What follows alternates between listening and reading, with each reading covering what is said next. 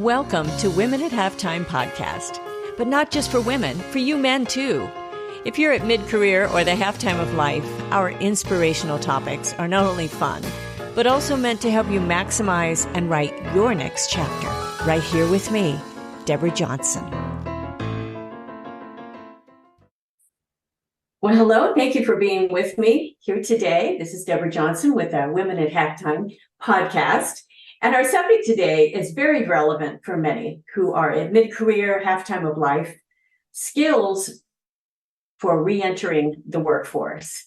And this is to those who are changing careers, who are just re-entering or making a decision of what to do next. So I hope you enjoy it. It's kind of a continuation from a conversation Greg and I were on together last week, and I'm kind of expanding on that, on the actual skills that you actually obtain from being maybe a stay-at-home mom or stay-at-home parent or cutting back on work, and how those can apply to the workplace.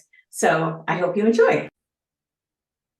So a friend of ours who was a young mom came over and was holding a 6-month-old girl and chasing a 2-year-old active boy. When she voiced her concern on her ability in re-entering the workforce at some point, and she had worked as a legal professional, and she and her husband had made the decision that she would quit her full-time job and her full-time position to care for their children. And she wasn't dissatisfied at all with the decision, but she was just musing her concern. A purposeful decision like this is usually taken seriously, and whether completely leaving a position or continuing to work part-time while caring for children, raising a family is a time of adjustment and a change for many.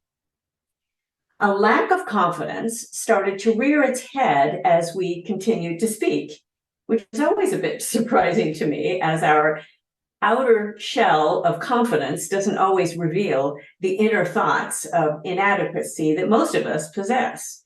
And I really appreciated her honesty. Whether a stay-at-home parent or one that is balancing a home and a side job, it's important to realize and affirm that there are many, many skills that are not only developed during this time of life, but that are magnified while raising a family and handling life. And so here in this podcast, in this article, hopefully you'll click into the article as well, goalsforyourlife.com/newsletter. Make sure you're getting them. We cover 5 of those skills that are valuable when re-entering the workforce. So 1, time management, prioritization, and organization. I remember reading in a yoga exercise book penned by the glamorous Raquel Welch, who was an American actress and model, that one of the busiest times of life is when one becomes a new parent. And that statement has proven to be very true in my life, in our lives, Greg and my life. For many, a baby brings the shock of sleepless nights and exhaustion, the overwhelming care for this small life that you brought into the world and now you've brought home by yourself, and the realization that there's a long road ahead in raising this child. Managing bedtimes, baths, and shopping soon is multiplied with the balancing act of dance programs, music programs, and sports.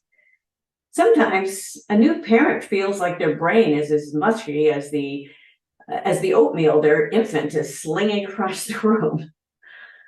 So we had 3 sons, 4 years apart, and I accepted a couple private music students in our home when our 3rd son was born. And then I started working part-time as a music and an arts director for a new church that quickly grew. Well, I quickly decided that I needed to focus on what was most important with the prioritization of my time. And during this period of time, our house never felt completely clean. And I also never felt totally organized. But in hindsight, I apparently had put enough systems in place to not only get everything done, but to complete my work very successfully. Even though feeling many details were just out of my control, the ability to coordinate, obtained and magnified during those years of raising a family proved invaluable when I took on additional work and is a skill that is crucial in the workplace. 2, communication, conflict resolution, and negotiation. At the age of 2, our middle son was already demonstrating attributes of being a future attorney. Everything became an argument about fairness with the word no. Well, Greg said, I should have been a judge after resolving many of our episodes. With young children, there's the constant dance of negotiation and setting boundaries. There was also the need to referee the wrestling matches between 3 very active sons that looked a lot like fights to me. Craig always said, well, that's normal with boys. Well, I wasn't raised with brothers even, so it was different for me. Another area of coordination and negotiation occurs when coordinating events with extended family. Communication and conflict resolution is crucial in managing personalities that may not always be agreeable. This is especially true when gathering multiple generations with in-laws, outlaws, and everyone in between. The skill of negotiation is vital for effective teamwork, client interactions, and conflict resolution within the workplace. It's directly applicable. 3, problem solving, decision making, and persuasion. Now, problem solving and persuasion are an extension of communication skills and conflict resolution that we've just spoken about. And this can directly apply to the area of sales in a variety of situations in the workplace. Think of the experience gained from selling a family on a particular vacation, a savings plan, or even purchasing a home.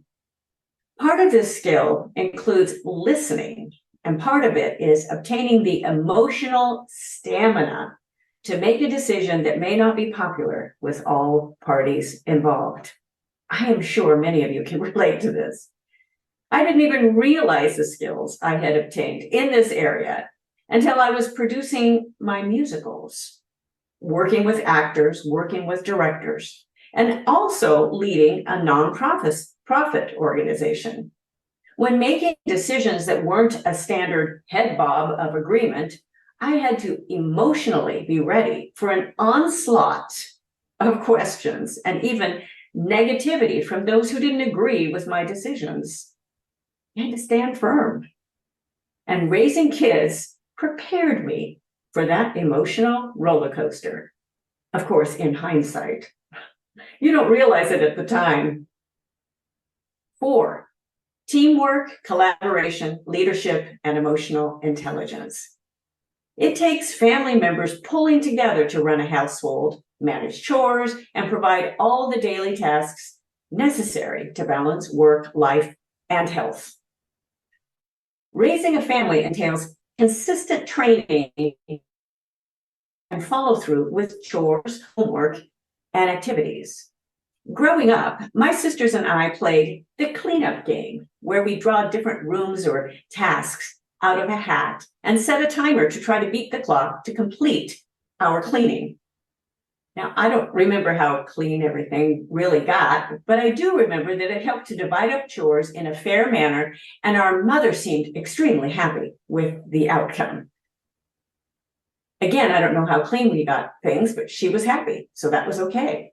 And I have no idea where we discovered the cleanup game, but I'm sure the end goal had been clearly communicated by our mom, and we had to figure out a way to achieve that goal.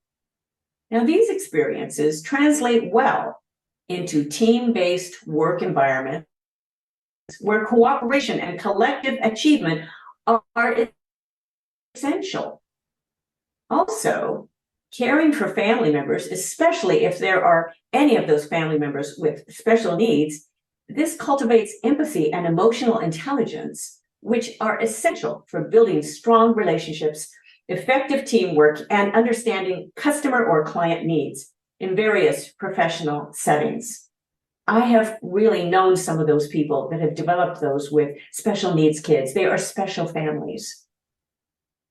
5, creativity, resourcefulness, financial management, and intuitiveness. In today's inflationary times, it has become more and more important to apply creativity to many areas of life, especially relating to fiscal areas and cost of living. When we had young kids, money was especially tight, but shopping sales and using various coupons helped to stretch the dollars. Managing household finances involves budgeting, tracking expenses, and making informed financial decisions, and this applies for both large and small purchases. And as a parent, we also tend to develop this sixth sense, knowing what to do in emergencies and sensing when our kids are hiding something or facing some unstated challenge. Now, this translates well into relationships in the workplace, believe it or not. Creative and resourceful problem-solving skills are highly valuable in innovative roles within organizations.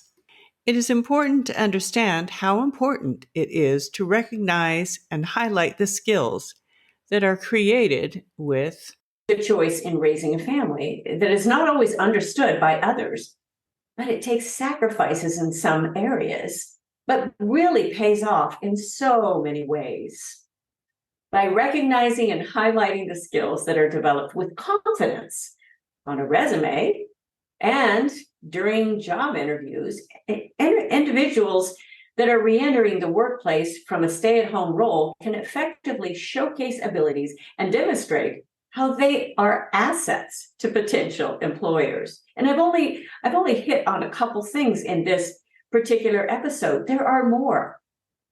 And if one chooses to pursue the entrepreneurial role, the discipline and tenacity developed, they are priceless and will pay off in droves. And I had to realize this really after the fact. I did not always affirm the skills that I was developing. It felt overwhelming. So I hope this encourages many of you. So let's kind of review some of these skills. There's a lot of them. Time management, prioritization, organization, communication, conflict resolution, negotiation, problem solving, decision making, persuasion, teamwork, collaboration, leadership, and emotional intelligence, creativity, resourcefulness, financial management, and intuitiveness. Now, those are great skills, and I hope this encourages you. And I want to encourage you to get the article also. Make sure you get that. It comes along with this. You can get this by getting our newsletter, goalsforyourlife.com/newsletter. Share the newsletter also with your friends. It's free. You can unsubscribe anytime, but it is a double opt-in. You need to sign up. But you will get the weekly articles, and you'll also get the updates on our music and availability that I have. I do a lot of live streams.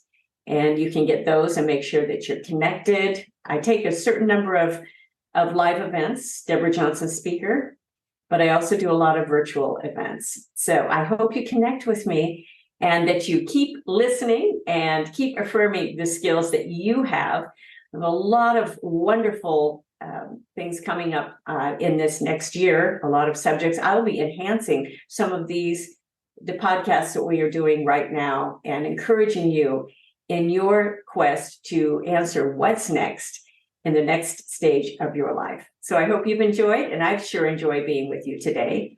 And so I will sign off and see you next time. Bye-bye for now. Thank you for joining us. It is because of our wonderful listeners like you that we keep going strong week after week. We'd love it if you'd share and follow us to not miss a single show and even write a review. You can also find all of our articles, products, and links at womenathalftime.com.